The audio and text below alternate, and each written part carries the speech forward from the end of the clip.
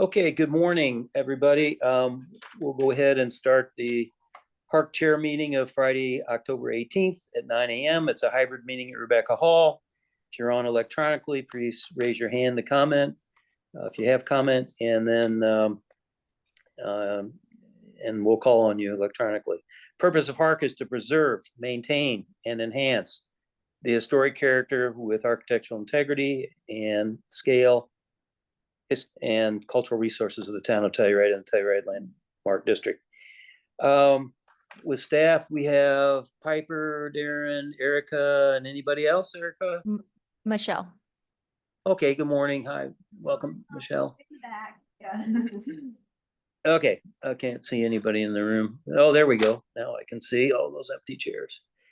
All right. The next item is public comment on non-agenda items. And so does anybody have public comment on non-agenda items today?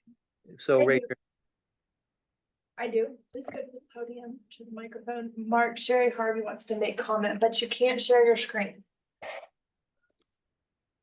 Hi, Piper. Good morning. Hi, Mark. Hi, everybody. Morning. I do want to make Thing to make sure it's on. Can you hear me? This is Yes. important that we get this recorded. I do want to make a public comment on non-agenda items, and that's something relative to what Piper just said. I joined HARC in 2010, and on my 12 years on the board, we had obviously monthly meetings and sometimes even bi-monthly meetings, and I also served as the HARC chair. So for those approximately 200 HARC meetings, the public was always allowed to present slides, and that was before even Zoom. I remember presenting slides for the Markley project back when it was a 3-lot merger. And Mark, you and I even presented slides together in 2022 for the Voodoo project. You reviewed my slideshow and we both communicated about that presentation. I do think now the decision within the last 24 hours by staff that has not gone through a land use code is a huge procedural problem. Well, I have not been given the information by the town attorney or anyone that it went through the actual procedural things it should have gone through in order to change. I do understand that you could limit a time for public speaking, but restricting what people are allowed to present is not something that has ever been addressed before, and it feels as if it's a huge procedural restriction that deserves a full town council, 2 readings, just as every other change in our town code does. Thank you. Piper, I can address it and then you can add if you want to. Just so it's on the record as well, there is no stipulations in the land use code about public comment having to be shared via screen share. Sherry's comments were sent to the chair. They were sent to the clerk for upload to the after packet materials. And we also offered that Sherry bring in her slides in a printed out format. So there has been no suppression of the public record or public comment. Okay, and of course, we don't want to preclude that. So, okay, well, thank you for clarifying that you offered that, and we'll go from there. Thank you. Any other public comment on non-agenda items? Okay.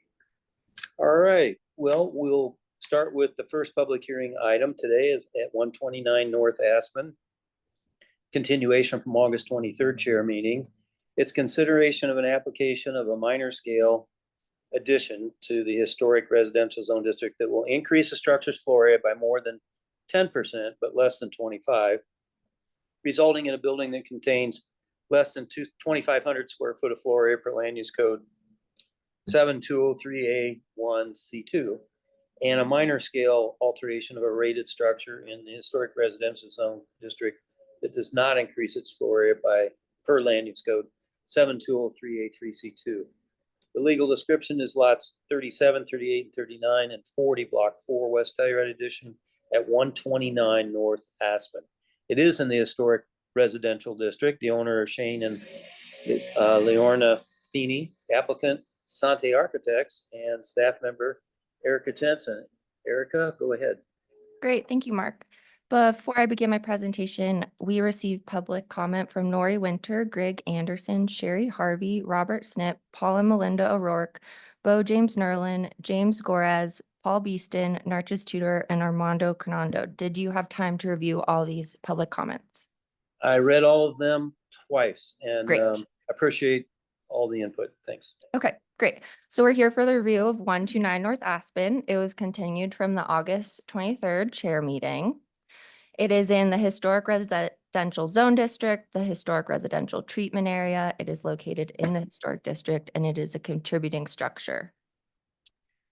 So I'll just go through a number of the conditions from the last meeting. So condition 1 was to revise the south wall plane to be inset and to be no further than 2.6 proud from the contributing structure. This condition has been retained. Before it was 5.6 and now it is currently 3.1. So we have retained this condition as it has not met the dimensional limitations. Condition 2 was to modify the parking to minimize visual impacts and limit to 1 legal car with a barrier to limit the usage to 1 car, but at least 16 feet off the sidewalk. It is now 16 feet off the sidewalk and the car cannot pull forward more because there is now steps to the side entry. That was originally proposed to be removed and be a window, but now that that is located there, the car cannot pull forward anymore. Condition 8 was to revise the siding material on the addition to be more traditional material. It is now a board and batten material. Condition 9 was to relocate the trash enclosure to minimize visual impacts. The trash enclosure has now been moved to the south side of the property. Conditions 3 through 12 were relatively simple, and the applicant did address all of them except for condition 7, which was to provide more detail for the replacement door and transom if determined to be non-historic. So that condition has been retained. I would also like to mention that it is not a condition, but I do believe the chair should discuss a board form concrete veneer is proposed on the contributing structure as well as the addition. While this board form concrete veneer may be appropriate on the addition, it is not appropriate on the contributing structure. And I'm just reminding the chairperson that this application can be elevated to the full board. And I am suggesting elevation because the addition protrudes more than 2.6. And I'm happy to answer any questions before we hear from the applicant. No, thank you very much. It was a very detailed write-up. Appreciate it. Let's hear from the applicant. Good morning, Peter. Morning, Mark. Hey, Peter, could you speak into your mic, please? Yes. Sorry, guys. Yeah, if you can bring the mic just a little bit closer, thanks. I could start kissing it. Let's see, start broadcast. Bear with me here, guys.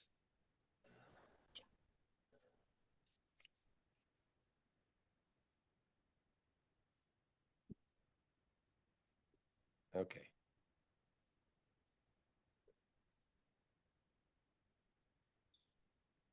So, sorry. Why? Are you guys seeing my screen or not? No. Am I broadcasting? Yes. It Well, says you're you sharing are, your but screen. you gotta somehow click on the screen that you want to. I don't know how it works. I on don't the know how your Apple eyes ones. Okay, that works.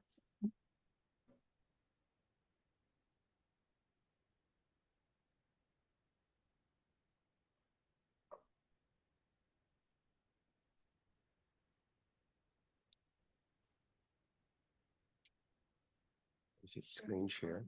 Yeah, screens.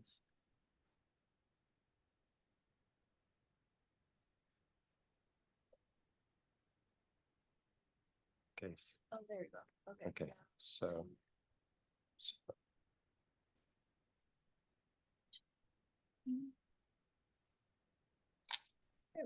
Okay, sorry about that. Good morning, everybody. This is Peter Sante with Sante Architects on behalf of the owners of 129 North Aspen, Leonora and Shane Feeney. This is our second meeting with you, Mark, and with staff. We have quite a lot of public comment, and we're aware this was a potential, but we will begin the presentation here on the conditions that were most pertinent. And I just wanted to start with a review of the rear of the property, which in our last hearing, there was some confusion about what were existing conditions or what were being proposed. And just to highlight, there's some photos from the rear. I zoom in here on the north side. Sorry, I'm seeing a bit of a delay. All right, sorry, I'll try to manage that. We see the historic corner, one of the red arrows, the lower one points to the back of the historic on the north side.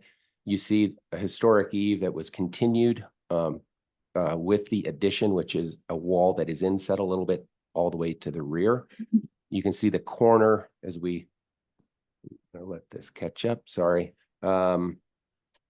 Corner at the rear and the existing back of house, kind of a chopped rear gable. The south side of it was sliced off with a deck that sort of awkwardly perches over the solarium. There are decks and closets. There is also a hip roof on the rear, which has been referenced in at least one of the public comment letters, which you can see there as well. And I guess I want to point out the house to the north, Mark, which you mistook as part of our application very briefly in the first conversation. You can see that that home to the north. And it was a shadow line in the background, but yeah, no, I understand the rear of the house. Yep. Yeah, and at any rate, so for reference, those are the windows that have been mentioned in some public comments. So below 2 axons, existing left and the proposed on the right, and you can see that we are respecting the existing site coverage. This is an addition that is not expanding out beyond what is there today. I just want to make that very clear. You'll see that the hip roof in the existing at left is not proposed. We are making corrections to the roofing material to distinguish the addition as a standing seam from the prior just extension of historic forms and materials and roof planes to the rear. That's no longer part of the confusion here. This is an example of an application, in my opinion, from a long time ago that was a collision of a lot of unfortunate conditions that should have been managed better or just designed, not left as such.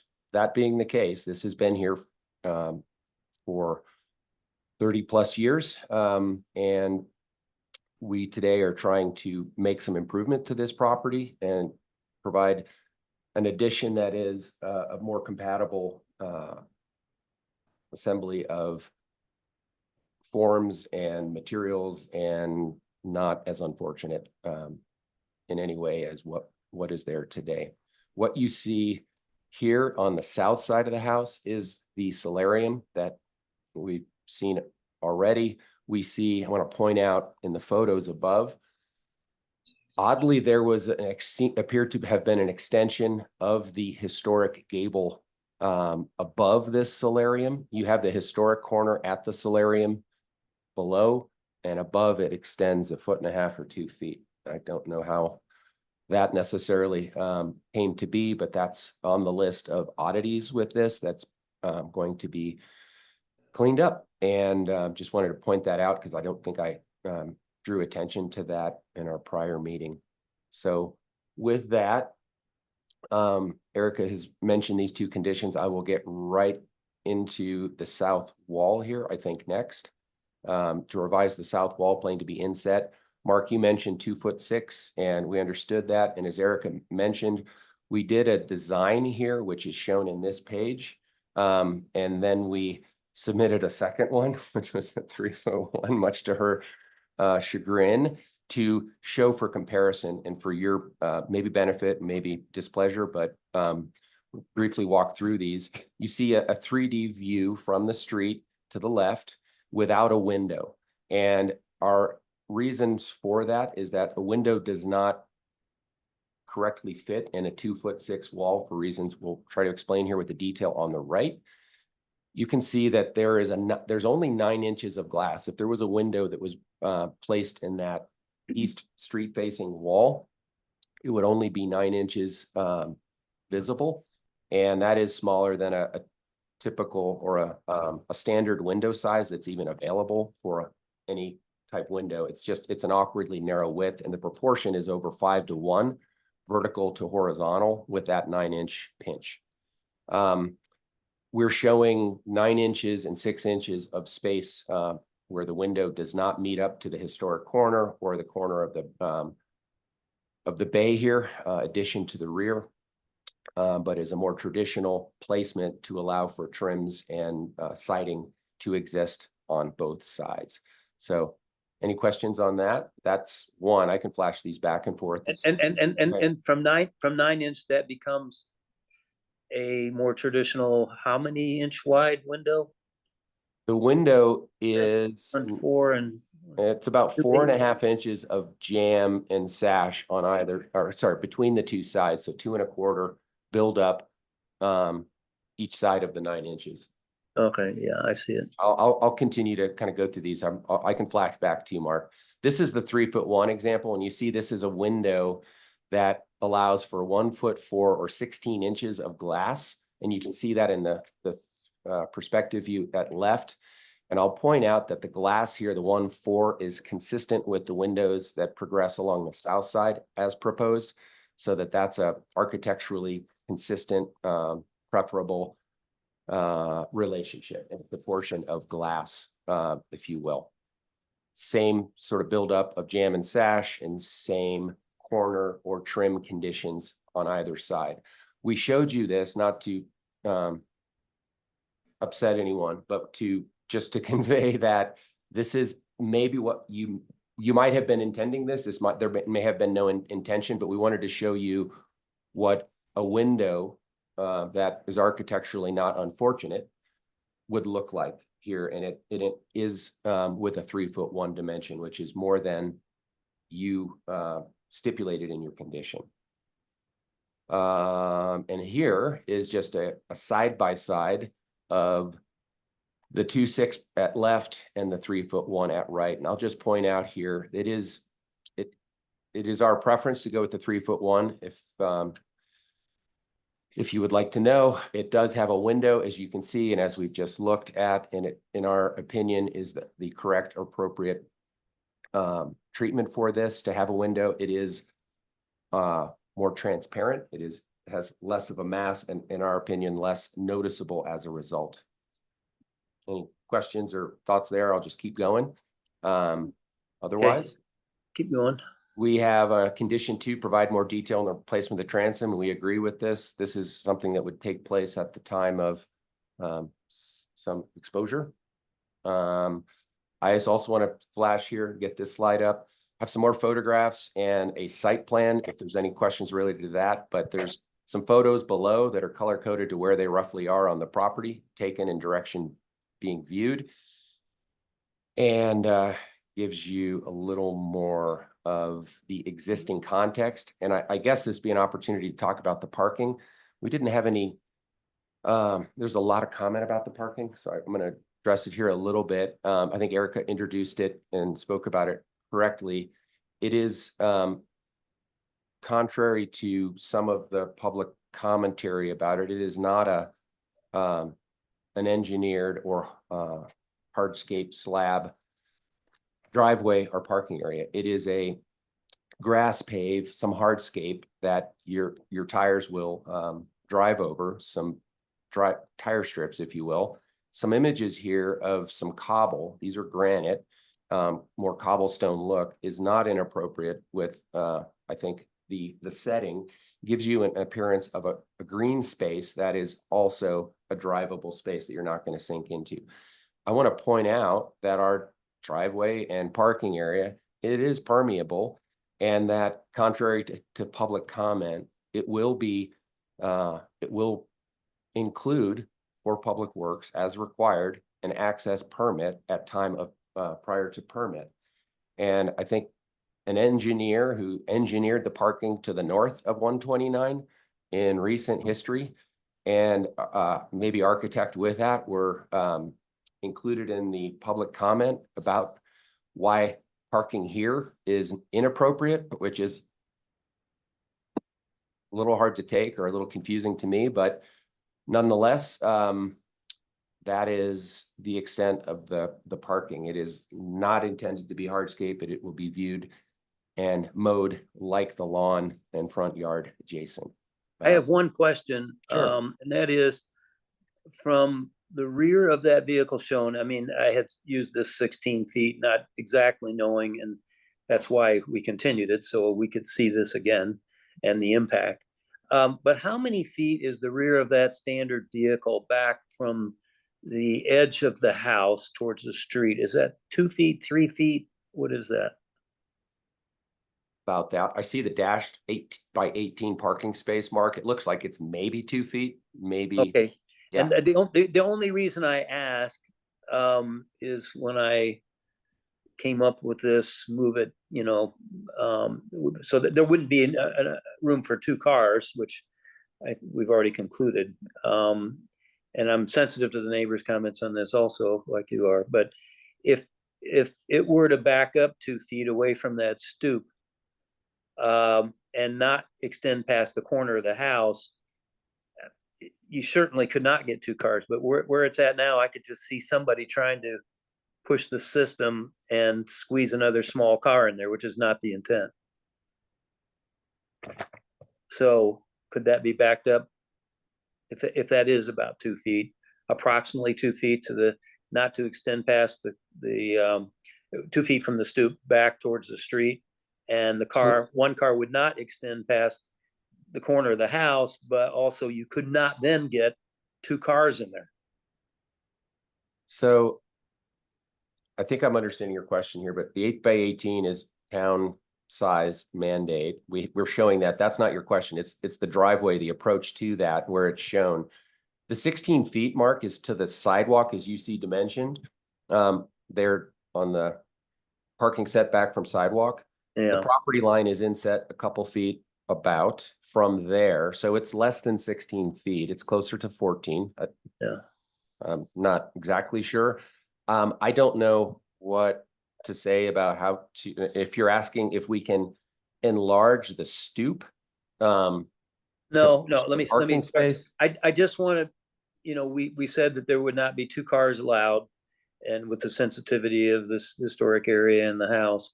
And it looks like the way it's drawn, somebody could try sneaking another car in there, maybe hanging over the curb or whatever. If I'm wrong, point it out. But otherwise, I'm saying, well, maybe these pavers could be, and actually, I want to take a last look at cobblestone, which looks more like you say, more of a mowed lawn experience, possibly. I wonder if we could back it up towards the street 2 feet so that you couldn't fit another car in there between this one shown and the street, because the way it's drawn, I could see somebody trying to do that. Yep. We do that for So- the house above us as well, while we're at it. You mean the neighbors? Well, okay. Yeah, let's limit their parking or their Well, no, I don't- I I think, don't know how this is going to be managed, Mark. I mean, I think well, it's gonna be come managed in all because, sorts of sizes, and if yeah, all we can put is an obstacle here, we can put it to the degree it's manageable where you say, I don't know if you're suggesting there's an ongoing management agreement or some monitoring. I don't think that's what you're saying, and I'm. no, look, here's the bottom line. If we pushed it back away from the stoop 2 feet, then it would preclude 2 cars. Look, whoever made this mistake on the north with a solid concrete driveway, I mean, this is a sin that I can't account for. I don't know when that happened, certainly before my tenure. But I don't want to, we had quite a discussion on this with either a bollard in this case, you have the stoop. I want to know if we could push the pavers or the cobblestone back 2 feet, and to ensure that not a second car would not slide in behind this one, because I agree that, if we approve this, one car is going to be all that's allotted because of the sensitivity of the historic house and the neighborhood. And although there are 2 examples of other driveways on the side, I'm trying to make this one, if we allow it, the most sensitive and compliant to the guidelines with respect to discreet. And certainly with 2 cars in there, it's going to be less discreet. So that was my question. I mean, I think I know the answer. You could make either the stoop, 18 inches, 2 foot wider. So, it pushed this car back, or you could put a single, we don't want some industrial bollards, but you could put a single bollard or something, because there is going to be no management. We can't trust enforcement. Whatever we do, we could say, just put a rock there. Well, somebody's going to move the rock and extend this, maybe, who knows? Yep. So I think, unless you have a comment, I've asked my question and you've answered.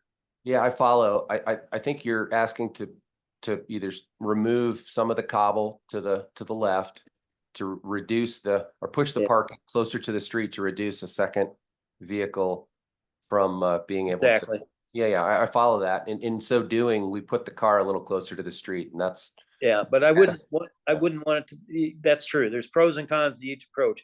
Here, you probably get 2 cars in there, which is a greater sin than backing it up 2 feet so it doesn't protrude out. It's kind of like decks beyond the corner of that house. So I'll contemplate that, but before I lost you, I wanted to share my thoughts and ask you that question. Appreciate it. That sounds doable. I want to share this, just one last maybe shot here. I think, Erica, you might have seen this or some version of this axon of the current solarium. The 2'6" are the first 2 boxed in red to the left, one without a window, one with a window. The window is tight into the corner, that historic corner, and not desirable. We never showed you that, Mark.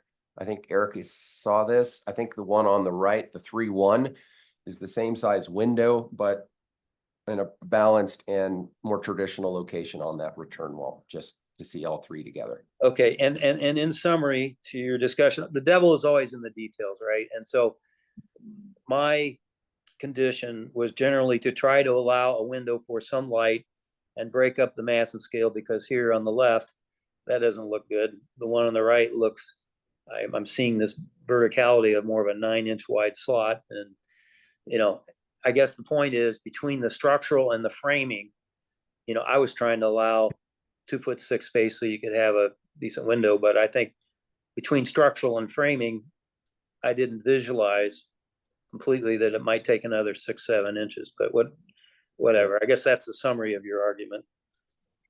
It is. I would like to just finish with one point and then turn things over. I know we got a bit more to go. Comment or condition about the board form material or cladding. I brought us some samples here. I can hand over to Eric right now. Of a product. This is a remodel application. It is a tile to clad what is currently an exposed concrete painted gray, battleship gray, but a painted concrete foundation that is visible below this historic contributing home. We are trying to bring it up and improve its appearance and bring it to a more historic character as viewed from the street or elsewhere. And it is our opinion that applying a thin board form tile in 4-foot lengths is going to be far superior to the less finished and non-historic or concrete foundation that's there. Any way you could put that in front of the camera real quick so I could see? I trust Erica's input, but I'm just curious. Vanna, who's doing it? What camera would be best? Over there by Peter. Okay. It's up on the ceiling. Like that. Yeah. Oh, okay, yeah. And here, There's not much texture on that. Oh, it's a tile. Yeah, okay. And there's images here That's too. okay, Erica, From thanks. this, from this manufacturer, Mark, you can see on the screen. I will say that it is something we're pleased to find. I think it exists in some variation or from more than one manufacturer. I will point out, I know what the guidelines say about board form concrete and its contributing or historic homes. But we have two projects currently that are HARC approved, both with board form concrete, and these are contributing structures. One's at 236 North Fur.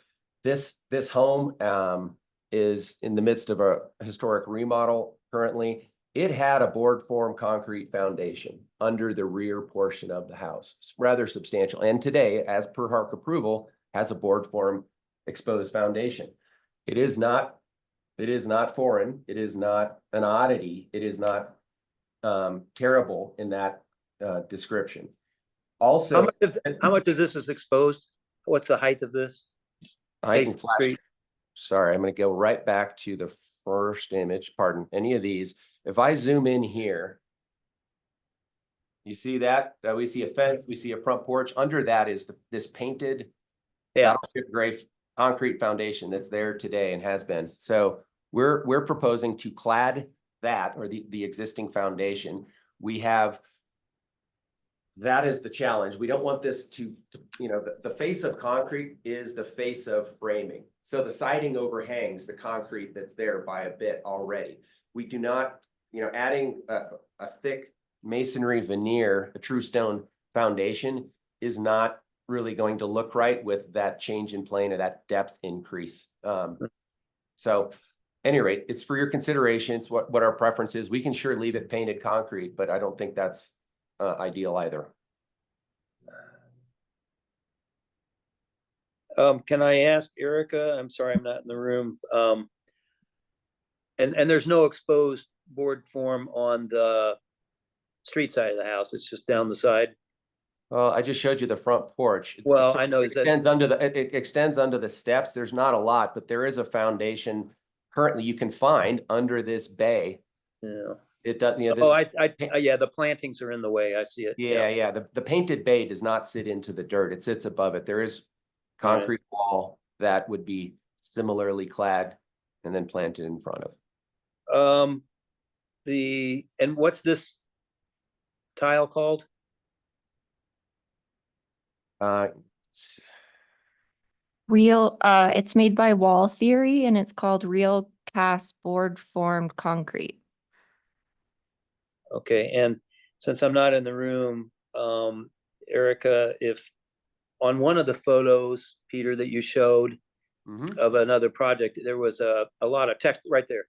To the left of that stairway, there was some relief or appearance of relief and texture, but I couldn't see it well enough to know if this piece has that. So I guess, Erica, we looked at alternative materials with composite roofs now that we've accepted, and I don't know if this, since I've never seen it before, would fall into, in this application, an acceptable alternative in your eyes, especially since now I'm looking at that elevation of the stone, which would stick out proud of that overhang of the house that Peter just showed a detail. I'm a little sent because I was thinking, just like Peter on your other project the other night, we went stone, remember?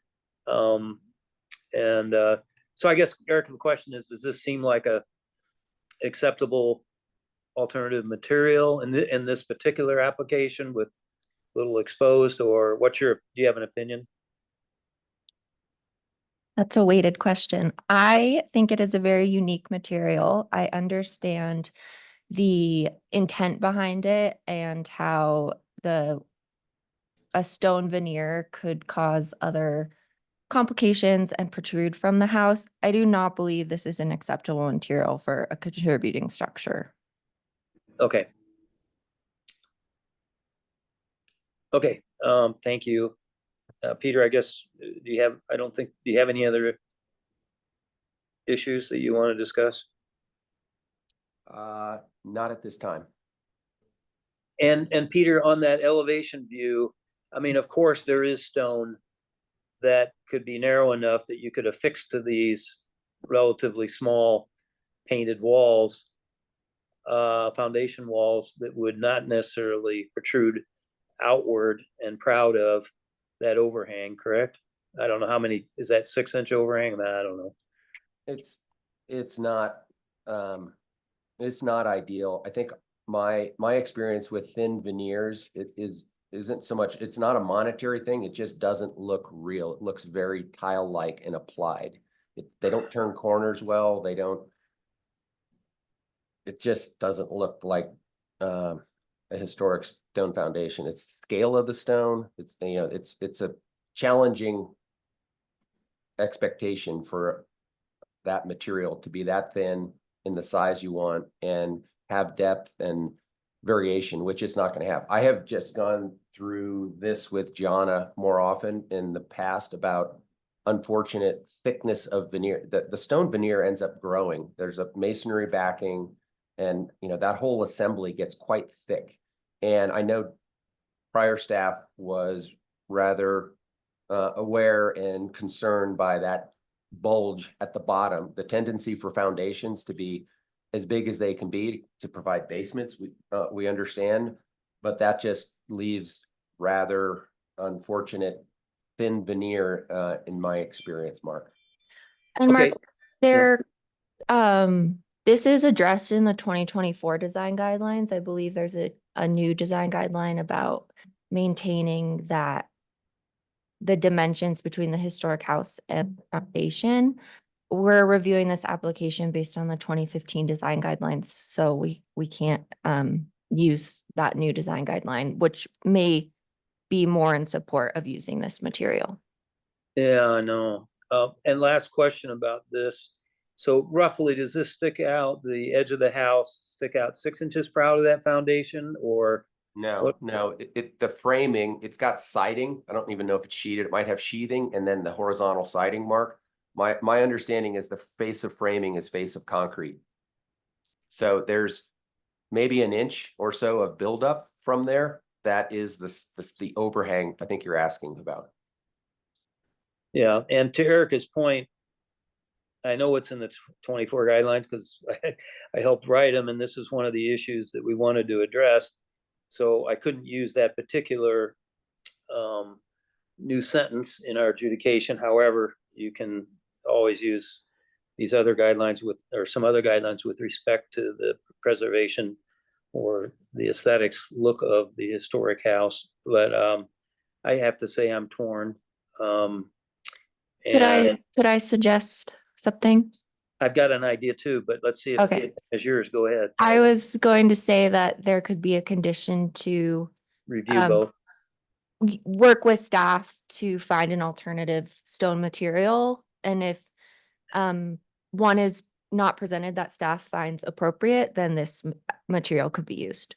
Yeah, that's exactly where I was going, that Oh, great. we would review both the board form versus, let's just call it alternative materials, because we want to get this right on a contributing house. And I certainly trust Erica to look at samples. If it's not this one, maybe there's something more similar.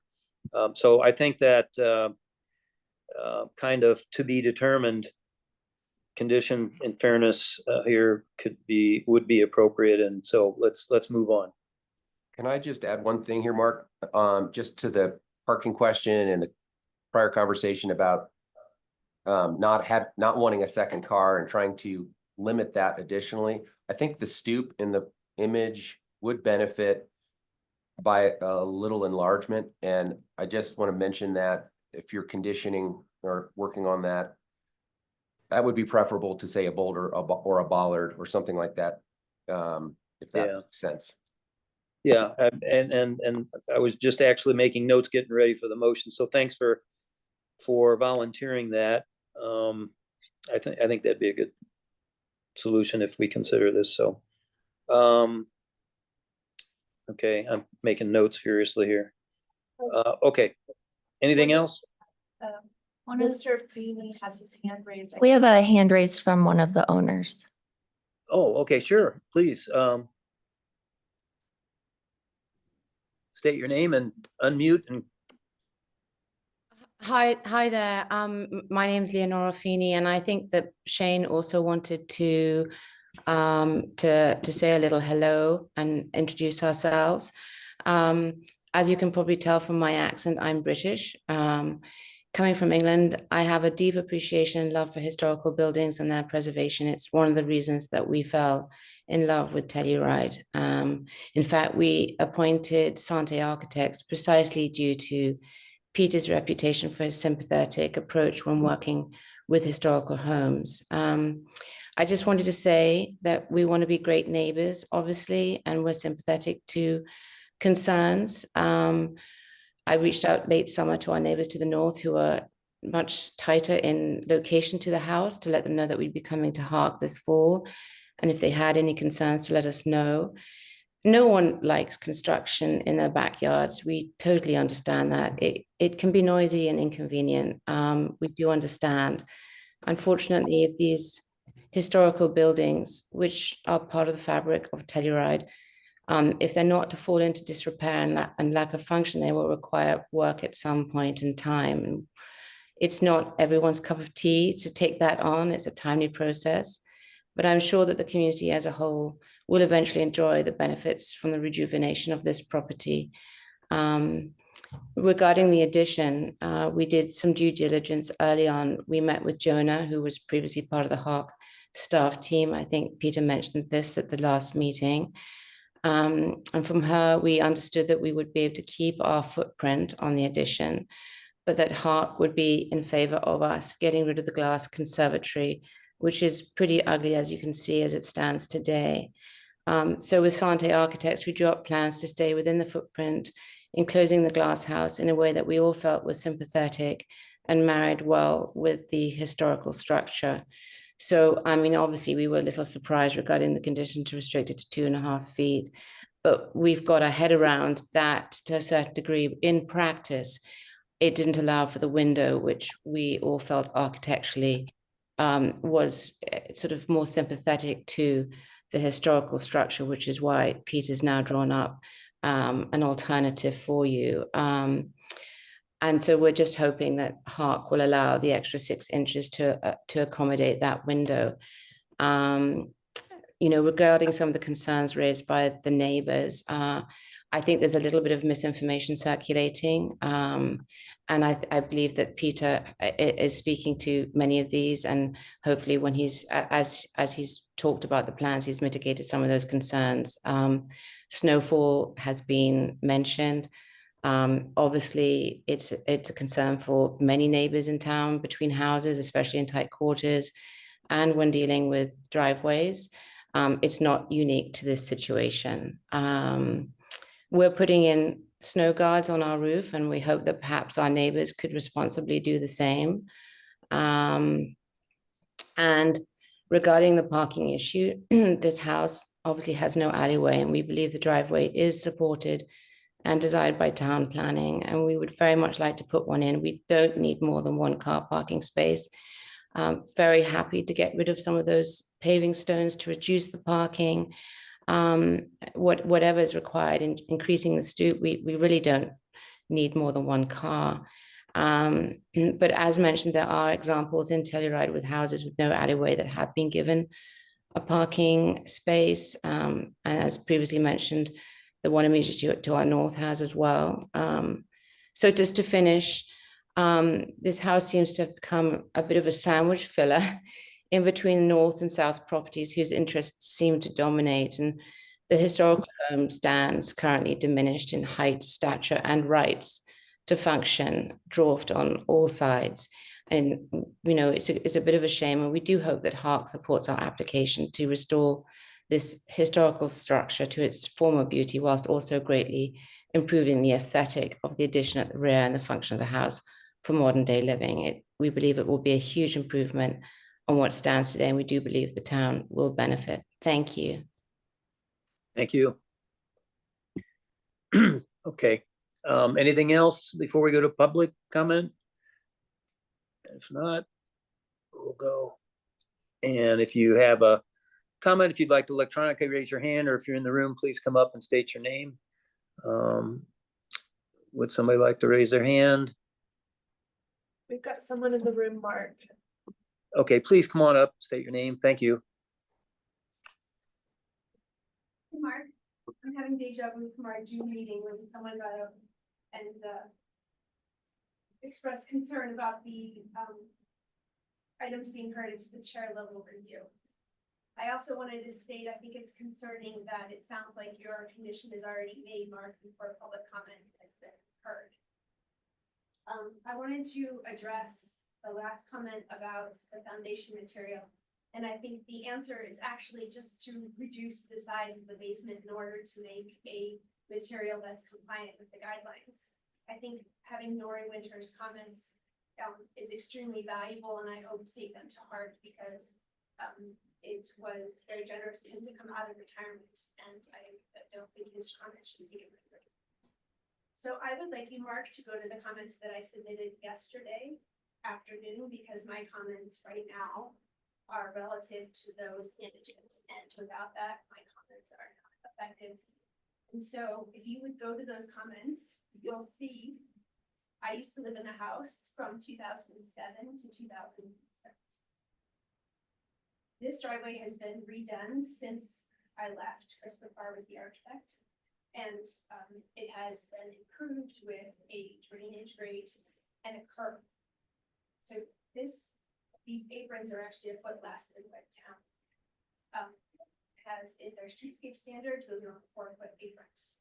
So if you go to the next slide that I submitted yesterday, which I'm not allowed to present right now, so unfortunately the applicant can't see, but at least you can see that that driveway is a whole foot larger than what is being proposed.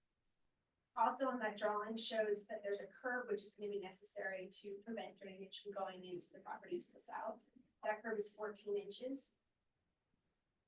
And you can see in the sketch that I did that if you mimicked the same 4-foot apron either side with a 10-foot driveway and minus that curb, and what's going to happen on the street, where you will lose another parking spot of 12 foot 4 inches. So that's 2 parking spots that you are losing. And then you can see in the next picture, the huge dent in our car.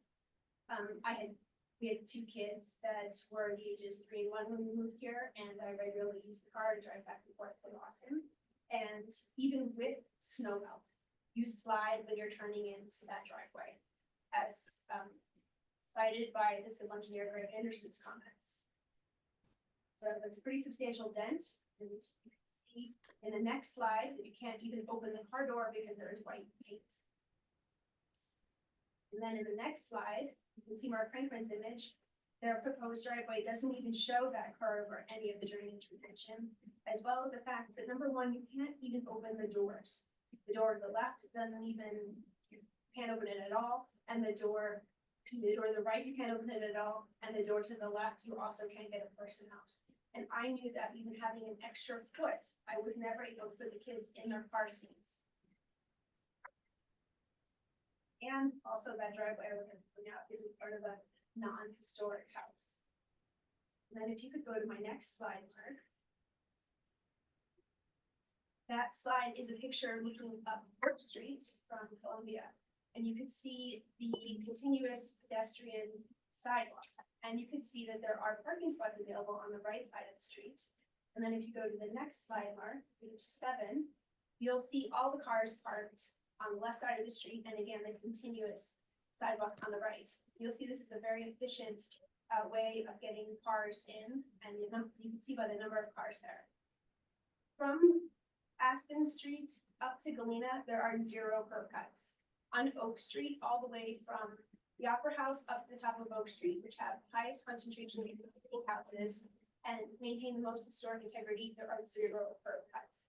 Curb cuts are not promoted by our design guidelines. And then I would like to show you on the last slide part, Rudy Davidson's house is on North Oak Street. You can see the space to the right. There is even more of a setback and room to create a parking spot. This house does not have rear alley access, and this house does not have a parking spot. Parking is not encouraged at all in our design guidelines. And I do think if we were to get another survey, you would find out these details do matter in terms of keeping the historic setting of the house. So those are my public comments. Oh, real quickly, I know we're not allowed to have dialogue, but I just missed your first comment, I couldn't hear it about a basement door. I just want to make sure I heard everything. What was that? The answer to the basement and actually using a compliant material that's compatible with our design guidelines is to reduce the size of the basement by a few inches to actually have a stone foundation. Oh, The okay. design guidelines, I feel like we should be following that, and it shouldn't even be a question of like, well, maybe we can consider these other materials. I mean, that's what we have the design guidelines for. I don't understand why we don't just follow them and why we even think. that Okay. it's different. Thank you. Thank you. Anybody else? Somebody else want to come up?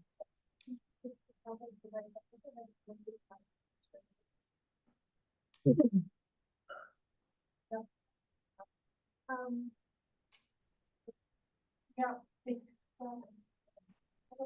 Let me get IT to get some.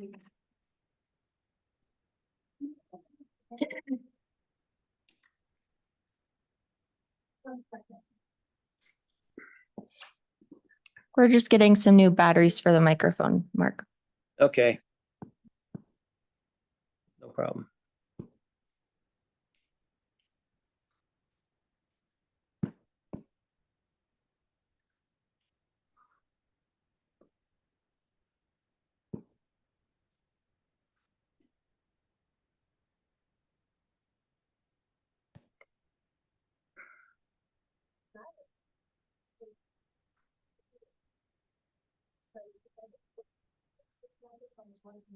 I guess previous meetings, somebody must have been talking a heck of a long time to wear that out. It's a brand new microphone, but it drains batteries so fast.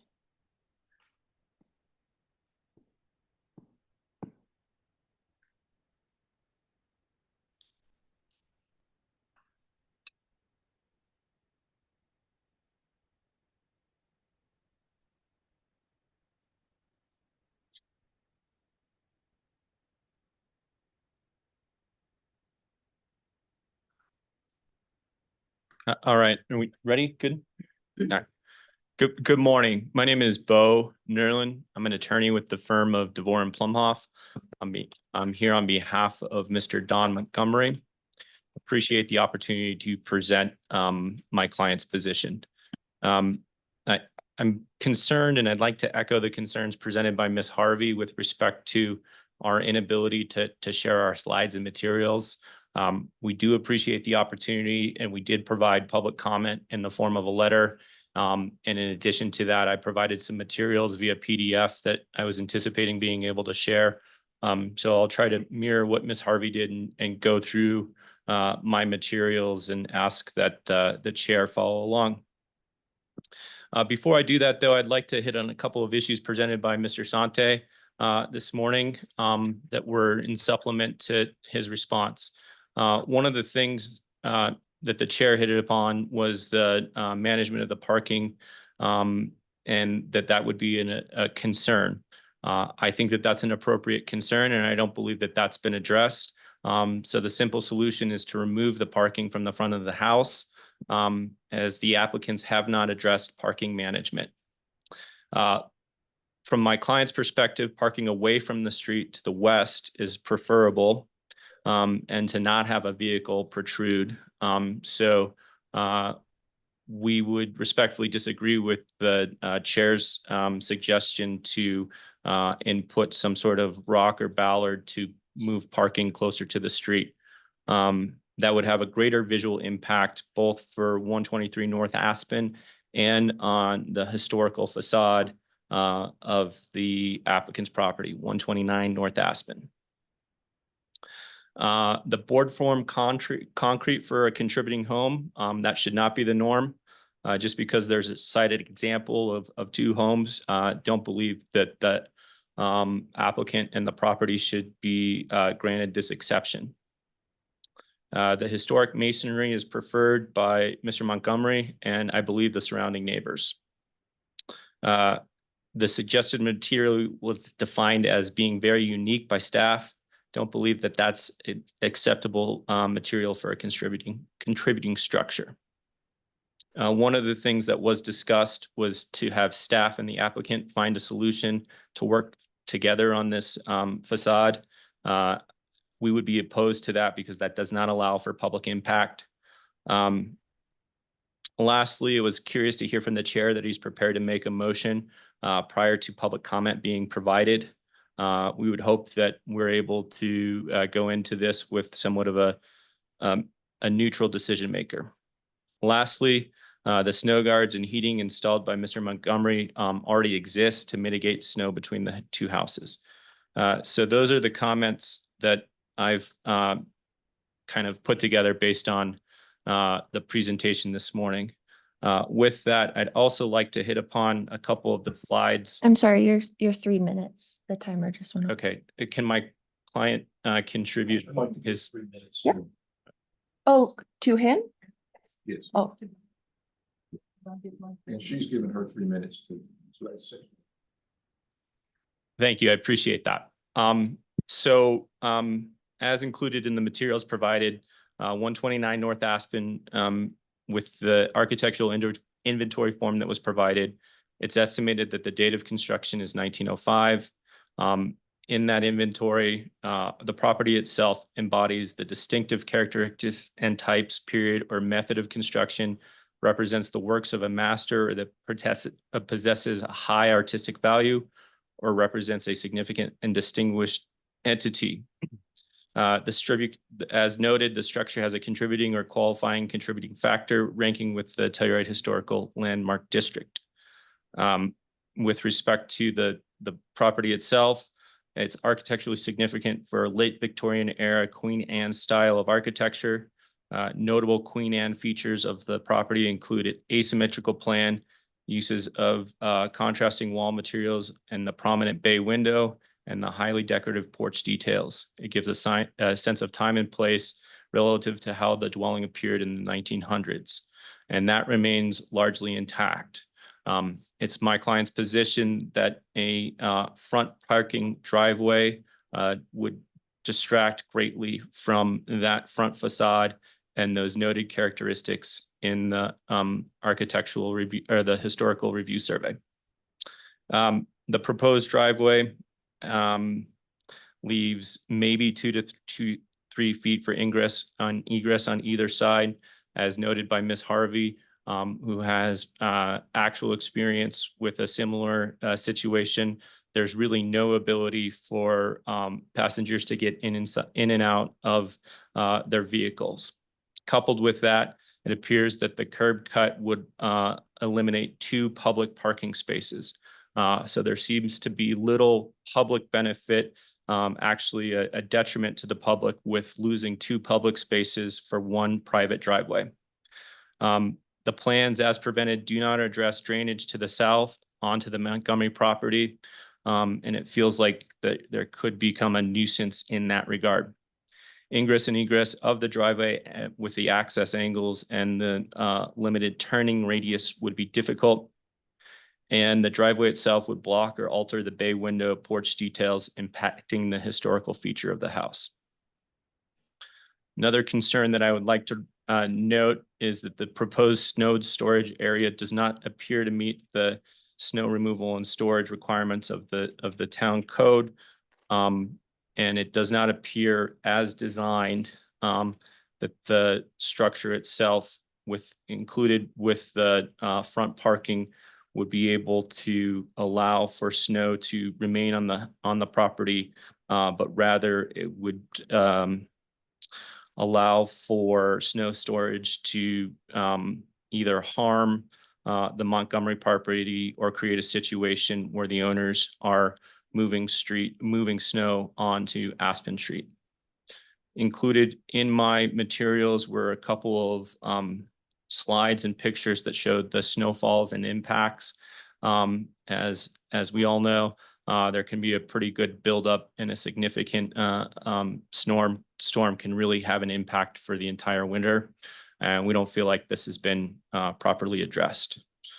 So to kind of bring my discussion to conclusion, I'd like to kind of piggyback on some of the prior comments that have been provided to the record, specifically an August 19th letter from Mike Lynch on behalf of Mr. Montgomery. written comments provided by Mr. Montgomery and Rebecca Beavers, comments provided at the August 23rd HARC meeting. And with this, we would respectfully ask that in line with the proposed motion from the staff, that this application itself be elevated to the full commission for review. Thank you. Thank you. Okay. Would anybody else out there electronically like to provide public comment? If so, please raise your hand now. We have Shane Feeney. Okay, please unmute and go ahead. Shane, welcome. Thank you, Mr. Chair. Sorry, I'm just trying to turn my video on, but I guess maybe that's not permitted. Very quickly, Leo mentioned I want to introduce myself, and here we go. That's really all I intended to do. I don't have anything technical to say. I think Peter, followed by Leo's comments, did a great job with that. I just mentioned in terms of, I'm in Canada today, in Toronto, Ontario, how we made our way to Telluride, as I've been visiting Colorado since I was a young boy. I had some family in Denver, spent a lot of time in the mountains, really discovered Telluride just a few years ago. And both Leo and myself are really excited to become part of the community. I did hear it mentioned, I think at the previous meeting, about spending a few weeks and driving giant Suburbans. I can assure you that's not how we roll. And we really are looking forward to spending hopefully up to 6 months a year in the local community and really embedding ourselves in the local culture and getting involved in many community initiatives. So thank you very much. Well, thank you. Anyone else? Piper, I see nobody else electronically, so if that's Yeah, there's no one else in the room for public comment either. okay. So the applicant can go ahead and offer a rebuttal or just last final comments regarding public comment and concerns. Here, can you move your mic? Sorry, I don't think I have any comments. Okay. All right. So I'm going to deliberate, kind of thinking out loud, be transparent. Number one, I said at the beginning, I've read every public comment and looked at information twice because I take this in this neighborhood and this particular house, contributing house, very seriously. And when I mentioned earlier, I just for the record that I was planning on making a motion. Well, I need to make some sort of motion. It doesn't say, I hadn't concluded what. I don't make conclusions, only notes, which I have, in fact, all over many of the public letters of input. To deliberate out loud, though, on the staff conditions, this number one, where it was a 5'6" protrusion out with a glass. I don't even know if it was before me, but I don't know how that ever got by the board. It was clearly a mistake, but this, certainly what I recommended would be an improvement, but I just want to earnest say that the discussion around my condition one was that there'd be room for a window. And I think based on the diagrams looking here at the impact of, because of structural and trim, and the way I had suggested a 2'6", only a 9-inch window would be allowed, which I hadn't gone through that with paper and pencil. I think it's actually an improvement, and 7 inches, because it's 60 feet back from the street, I don't think is going to hurt the contributing structure of the house, especially after looking at the new renderings, which is, again, the devil's in the details. I appreciate looking at all options, which the applicant came. I wish everybody did that. And I guess board formed concrete is not going to be allowed on a contributing house. and whether there's an alternative material that, this is not a matter of necessarily anything beyond the staff determination of whether it's acceptable, and or myself or the board, is still a question mark, because otherwise I said at the beginning that I felt it should be stone. And but if it's a quote unquote hybrid or different looking material, just like we now are allowing composite roofs, there's really no difference in this particular item. It's the same thing. And so to be consistent, I think something we can consider. And with respect to the parking, that's a very difficult one. And there are other curb cuts, including adjacent to the north, which, as I said, is a mistake that never should have been allowed, the way it is in concrete and the way it looks. But I'm trying to follow the guidelines specifically here on HR 16 to minimize the impact. The town does encourage parking and requires it on most of these projects to get at least one spot. And if it can be done, I think as Erica acknowledged, with sensitivity to those guidelines and minimalization, I think the towns should prevail. So I'm going to go ahead and make a motion that'll be a little different than what's written here. So I move to approve the proposed minor scale addition and alterations at 129 North Aspen, Block 4, lots 37, 38, 39, and 40 West Telluride addition, based on the findings of the staff memo dated October 18, 2024, with the following conditions. I'm going to strike number 1 for the reasons stated. Number 2 stands.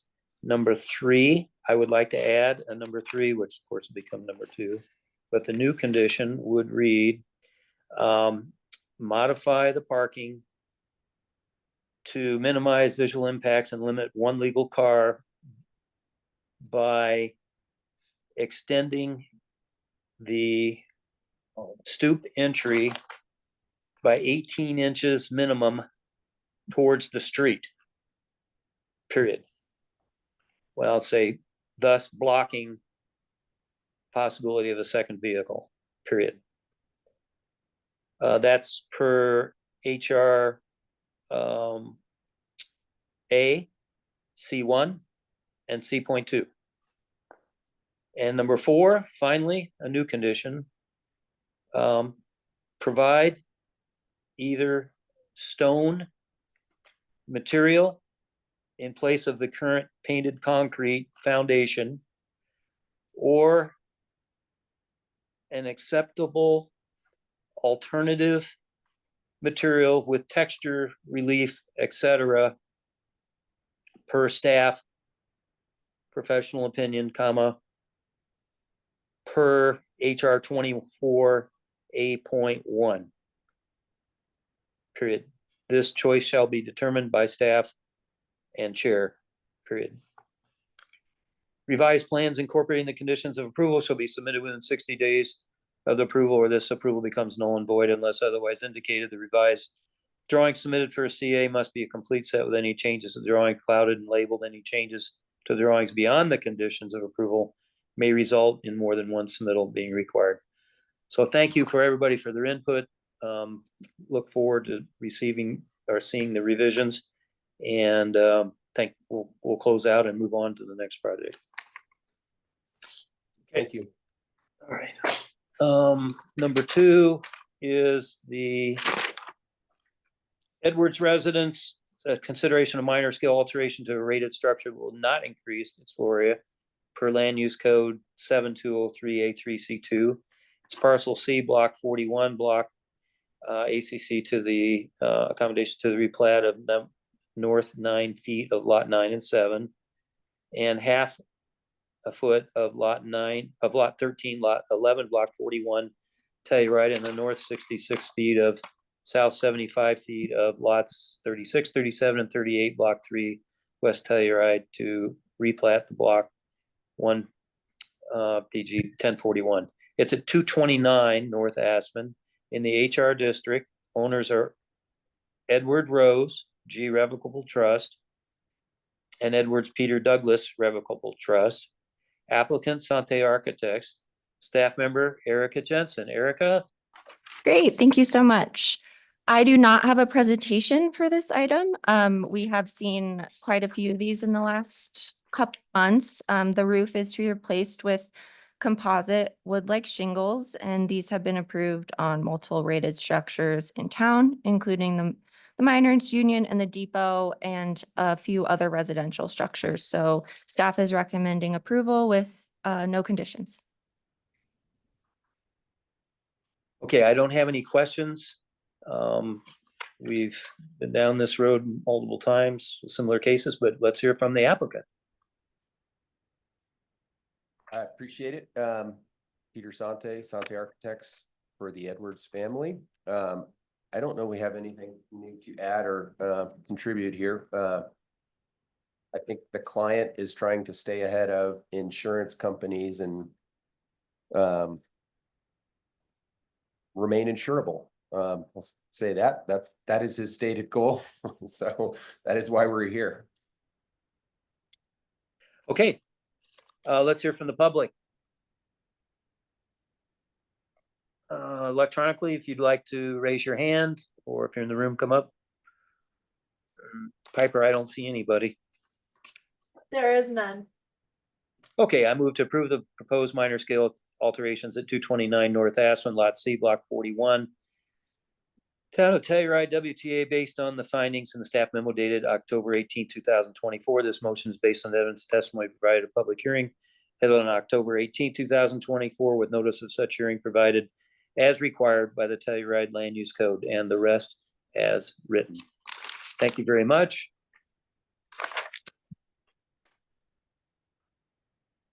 The next project is 316 North Oak Roofing. Consideration of a minor scale alteration to a rated structure that will not increase the floor area per land use code 7203A3C2, lots 10 and 12, block 2, Dakota edition, at 316 North Oak. It's in the HR district. Owner Kirk Landry, 2008 trust. Applicant Sante Architects. Staff member Darren Candelaria. Darren? All right, thank you, Mark. So this is for the consideration of a minor scale application for 316 North Oak. 316 North Oak is located on the east side of North Oak on the block between Galena and Gregory Avenue. This site is within the historic district. 316 North Oak is rated as contributing to the district. This house is architecturally significant for its Queen Anne style of architecture dating from the late Victorian period. The house accrues additional significance for its well-documented association with the 1914 Cornet Creek flood. What is proposed is to replace the remaining portions of the roof that are wood shingles and what was seen historically with pre-patinaed copper standing seam. While much of the roof on the structure has already been replaced with standing seam, it is not appropriate to replace the remaining wood shingles, a character-defining feature, with standing seam. As seen in the historic photographs, the original roof was wood, meaning that the parts of the roof that are still wood should remain wood or a wood composite material. Therefore, staff is recommending approval with the condition that the standing seam replacement is revised to either wood shingles or composite wood shingles. Thank you. I'm happy to answer any questions before the applicant. To make sure I have clear understanding, they're suggesting replacing part of the roof, and which this composite material would be acceptable and consistent with present rulings, but just want to make sure other parts of the roofing stay, which are metal, we're not asking them to tear that off, and we have no right to, correct? Correct. Until they replace it, so. Okay, so it's just this small portion. So I don't have any questions. We can hear from the applicant. Peter Sante, Sante Architects again here with Tom Bulk. We're representing David Kirk and Caroline Landry, who've owned this home for 20 or maybe more years. I was a part of a remodel 10, 15 years ago, a small one. Did touch on the roof back then. I think there have been, there's a desire to try to stay ahead of some water maintenance and the roof needs to be replaced. And I think ahead of that, they're aware that the composite shingles are becoming more commonplace and going to probably continue to proliferate here. As I understand it here, and I think I understand the condition, we're not being this project's not going to be allowed to increase the area of standing seam, this copper standing seam that is predominant on this roof. What if I'm understanding this correctly, what we're getting approval for here is just swapping out the cedar shingles for this composite roof. Is that what you understand? Yes. That's the condition. Okay. Yes. So I don't know if you have any questions or. I mean, my only comment would be is that I understand that these composite shingles are kind of coming into fashion and with changing environments and new challenges, and it's becoming an acceptable material. But I would just say that the composite material on a historic home doesn't necessarily sit well with me, whereas we have seen many examples of standing seam on historic homes throughout Telluride, and that just seems like a more appropriate fit, considering that this home is already predominantly standing seam, and there's really no way to know whether these shingles are the original or were replaced sometime thereafter.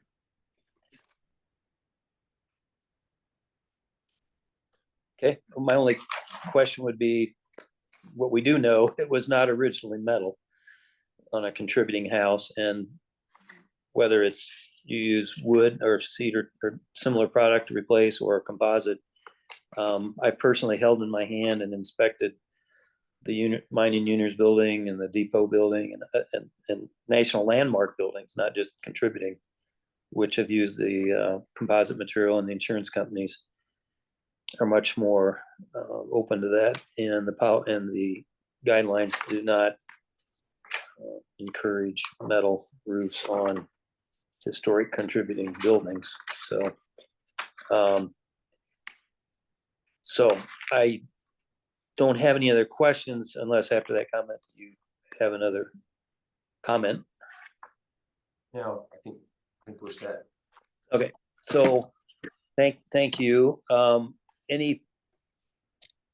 We have no public comment, right? Anybody public comment? I don't see anybody electronically. No one in the room.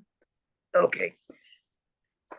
All right, well, I concur with staff. I move to approve the proposed minor scale alterations of a 316th North Oak based on the findings in the staff memo dated October 18th, 2024 with following conditions. Number one, as written.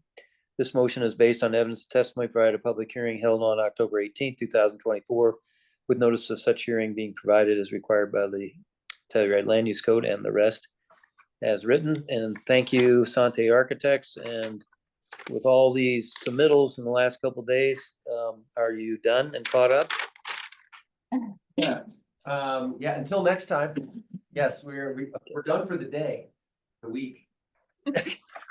Jeez, you ought to run for political office. Not gonna. I'm gonna Run on. go home. Yeah. All right, thank you. So we'll go to our last public hearing item, the Telluride Shenandoah Building F Phase 2 East and South Wings. Consideration of application for a minor scale addition to an existing structure that will increase the structure's floor area by less than 10%, but greater than 1,000 square feet per land use code 7203B2C3. Legal description is Lot A, Bachman Village, according to the plat recorded March 10th, 1981 in plat book number 1, page 1, book 1 at page 328. Less and accept the property convey in warranty deed recorded July 12th, 1993 in book 513 at page 932. County of San Miguel, State of Colorado. Address is 325 Coonskin Court. It's the Accommodations 2 District. Town of Telluride is the owner. Applicant Cushing Terrell and Paul Goss. Staff member Darren Candelaria. Are you doing this presentation? I'm gonna do this one. Oh, Eric, yeah, okay. Yes. There Great, you thank go. you. Great, thank you. So we're here for the minor scale review of what commonly is known as Shandoka Building F. It is, if I can get my screen to go. It is in the accommodations 2 zone district, the accommodations treatment area, and it is located outside the historic district. And it is a proposal to remodel and add a small addition to the existing building F East and South wings at Shandoka. There were 3 conditions. Condition 1 is to revise the west addition to have a roof more similar in form and size to what was seen historically. And condition 2 is to revise the roof shed form to be similar in scale to what was seen historically. There is a new shed roof form proposed on the west addition. It is an untraditionally large size at 40 feet by about 40 feet by 40 feet. And it's not similar in form to what was seen historically. And while a shed roof can be appropriate, it's normally not the dominant element, but rather an additive form. And this is a very large shed roof. So revising it to be slightly more traditional would be encouraged. And then condition 3 is to add an element on the east elevation to provide variety and increase pedestrian experience.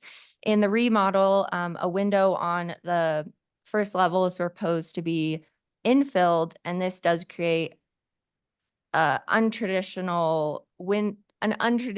large kind of blank slate, and that bottom level needs a little more variety just to enhance the pedestrian experience. And I'm happy to answer any questions before I hear from the applicant. Just real quickly on number 2, condition 2. So we're not going to design it for them, but obviously revise, meaning change the aesthetic look or break up or something that 40 Yes. foot. Yeah. Okay. And number 3, real quickly, with that filling in on the first floor, that is pretty much a 3-story straight wall plane with no step back at the top. Is that? the way I'm- And that, can you guys be quiet, please? That is already an existing condition. They're actually just infilling that window. So the wall plane already exists, but I do think some more variety would be good. You mean, Some variety, like I'm not sure what the floor plan is inside, so I don't know if a window is feasible, but even a shed roof form or some additive form just to break up that massing a little bit. okay, so I'm fine with, I don't have any questions about your word of variety and what it means to the pedestrian experience. So thank you. Good job. We'll hear from the applicant. Great, thank you. Good morning. My name is Laura Doherty. I'm with Cushing Terrell. I'm joined by Paul Goss. And so Paul's going to be running our portion of the presentation, and I wanted to address some of those, the comments. And Erica, thanks for accurately pointing out that pedestrian experience condition, that is correct. So this portion of the building is existing, and we are refacing it, providing new materials to update it. And one of the pieces of the update that we're doing is really bringing it into kind of current day experience and needing a significant addition of electrical service. We're making these units more livable with introduction of washers and dryers into the units, which has really kicked up that electrical load as well, and moving to electrification in that building. So as such, needing space for a lot more electrical equipment. And so the area in question in that floor plan, and Paul, yep, if you can kind of point out that piece where we are removing the windows, that today is a small maintenance office. And so that is being replaced with all of the electrical gear to support the building, which is why the windows are being removed so that we have wall space to mount all the panels.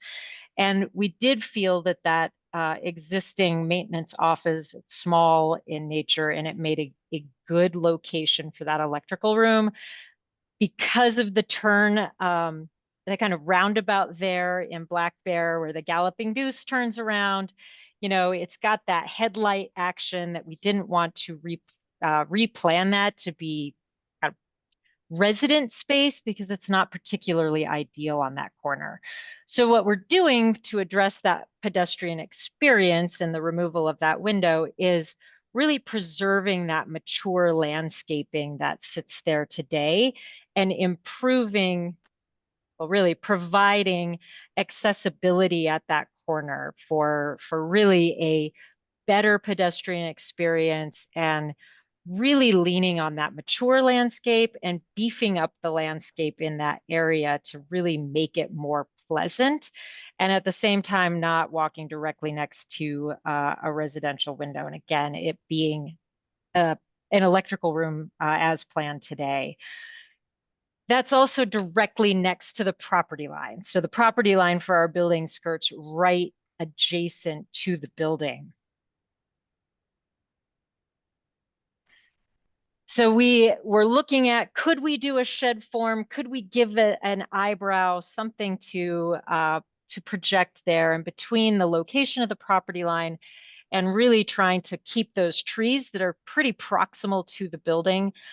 We didn't feel that we had the room to be able to add an element that would project from the building there, which is why we did elect to just leave it that material that is really, you know, I think it's got that nice character. And Paul, do you have our rendering up that we could potentially show that? So proposed rendering of that building in that corner that you can see to the left of the page of letting it be that tactile material and then the landscaping to address that pedestrian experience.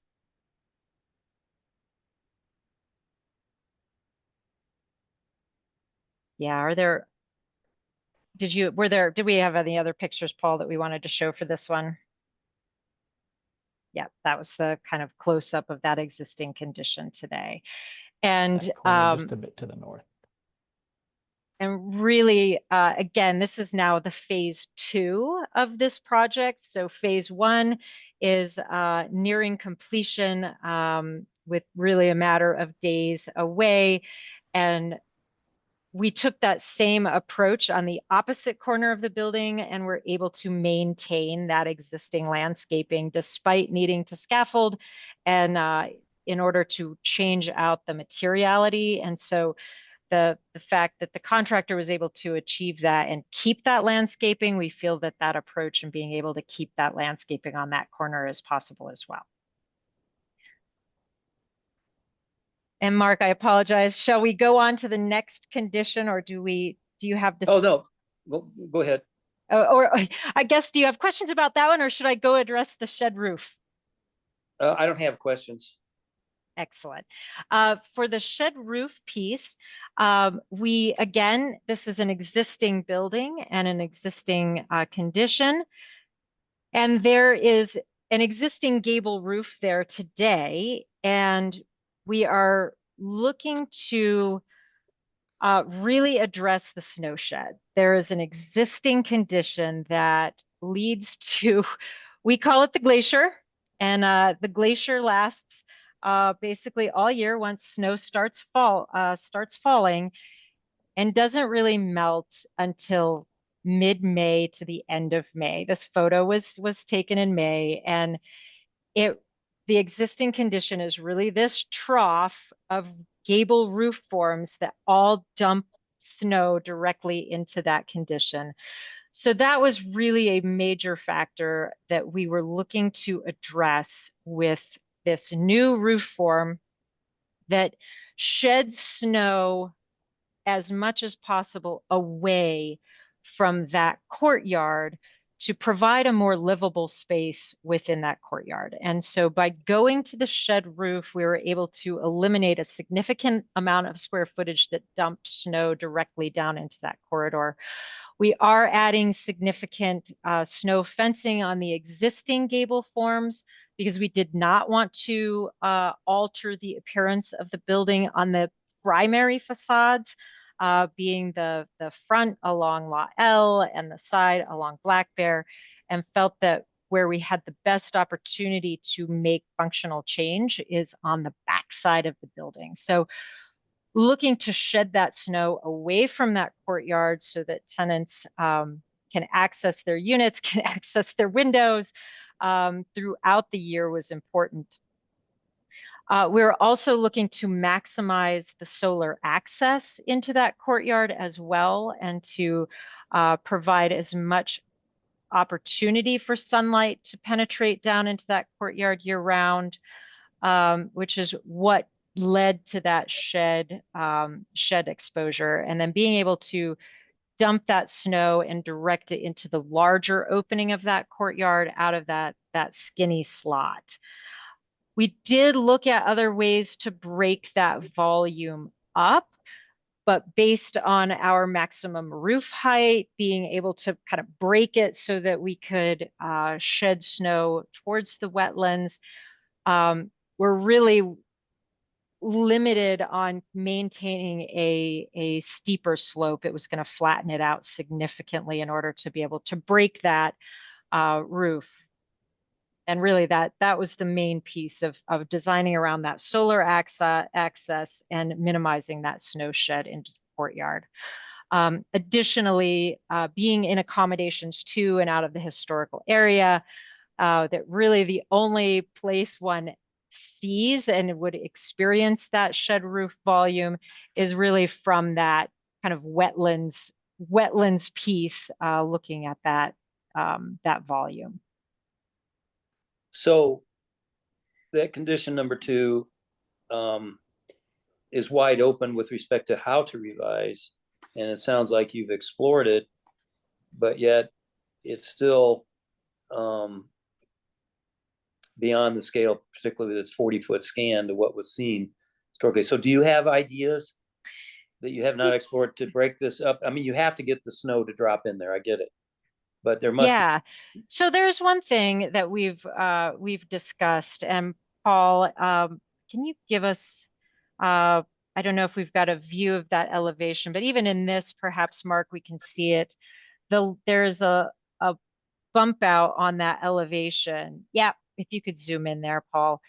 You know, we've got that existing mass that kind of protrudes there vertically that we could make very similar a gable roof on that smaller feature that would match that element there, that we could break kind of break that appearance of the roof form in front while leaving the shed that, again, at that point is not really visible from anywhere else except for potentially standing in the courtyard and seeing that roof. But that would be a way to help break up the elevational experience of that piece of the roof form. And again, remember, we're only going to see this when standing on Black Bear on that sidewalk, which would be page right. But that was one thing that we thought would achieve both goals of continuing to shed our roof out of the courtyard, but breaking that elevation up a little bit. Okay, thank you.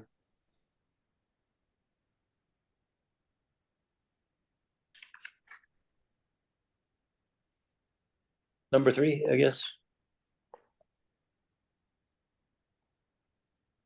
Did I lose track of my number 3s? I think 2 were on the shed roof and 1 was the pedestrian experience. The 2 about the shed roof. The first was about massing and form, second about roof form specifically under guideline 26.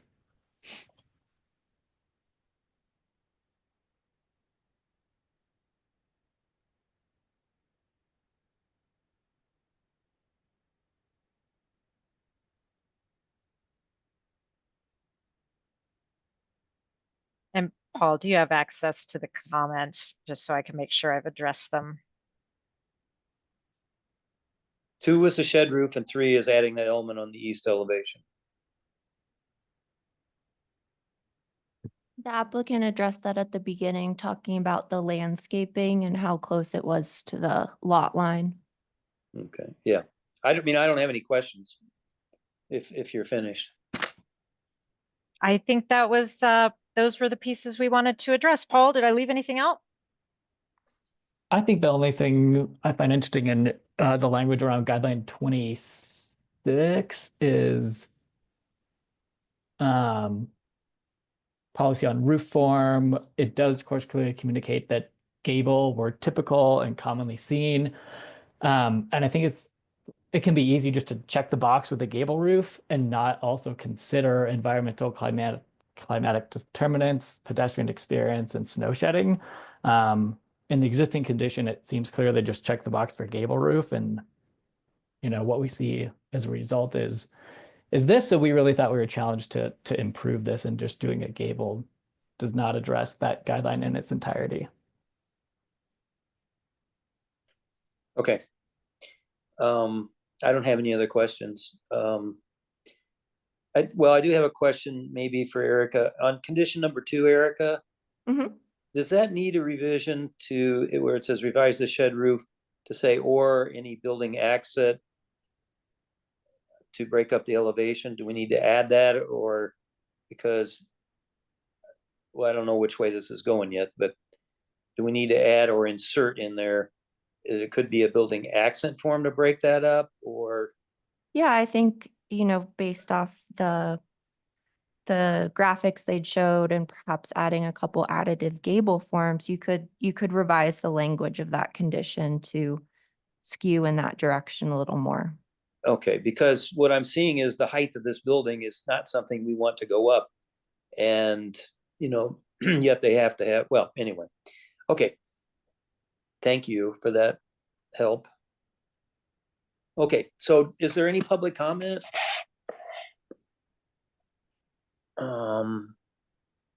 I don't see any hands raised.